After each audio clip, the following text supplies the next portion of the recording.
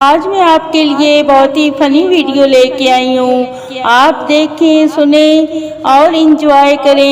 آج کا مزیدار لطیفہ: ایک صاحب نے اپنی بیوی کے انتقال کے بعد اس کی قبر پہ یہ لکھوایا: میری روشنی بجھ گئی ہے. کچھ عرصہ بعد ان صاحب نے دوسری شادی کر لی. دوست نے کہا: اب تو اپنی پہلی بیوی کی قبر سے یہ الفاظ صاف کروا دو. ان صاحب نے جواب دیا: نہیں، اس کی ضرورت نہیں ہے، بس نیچے یہ لکھوا دوں گا کہ میں نے دوسری شمع روشن کر لی. باقی سب میوزک تو ایک طرف، لیکن آئس کریم والے کی ٹو نو نو نو ٹو نو ٹو نو نو نو ایک طرف.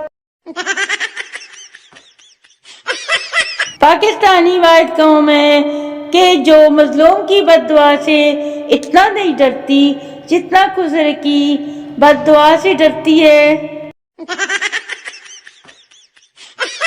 کھانا کھانے ہوٹل گئی تو بل دیتے وقت کھانسی آ گئی.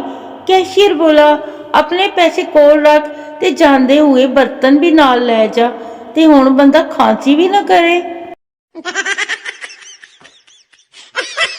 کچھ عورتیں 331 لفظ فی گھنٹہ کے حساب سے مسلسل 40 منٹ چپڑ چپڑ بولنے کے بعد ایک دم سے پیچھے ہٹ کے اپنی ٹانگ پہ ٹانگ رکھ کے کہتی ہیں: بس بس، میرا تو منہ بند ہی رہنے دو. جس بندے کی کوئی بھی بات گھر والوں کو بری نہیں لگتی، اس عظیم ہستی کو داماد کہتے ہیں. تالیاں بجاؤ. جب سے بال پوائنٹ بنانے والے کارخانوں کو خبر پہنچی ہے نا کہ دنیا میں ایک ایسی قوم بھی آباد ہے جو چائے میں چینی حل کرنے یا کسی بھی چیز کو پانی میں حل کرنے کے لیے بال پوائنٹ کو بطور چمچ استعمال کرتی ہے، کارخانوں کا بڑا قدم.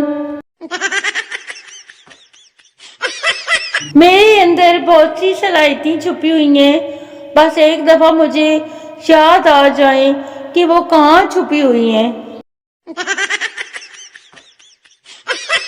تم مجھ پر پانی کیوں ڈال رہے ہو؟ تاکہ تم جلدی سے بڑی ہو جاؤ اور پھر ہم لوگ ڈیٹ پر جائیں. میں ٹائم دیکھنے کے لیے موبائل اٹھاتی ہوں، لیکن فیس بک نوٹیفیکیشنز چیک کر کے موبائل رکھ دیتی ہوں. پھر یاد آتا ہے کہ یار ٹائم تو دیکھا ہی نہیں میں نے.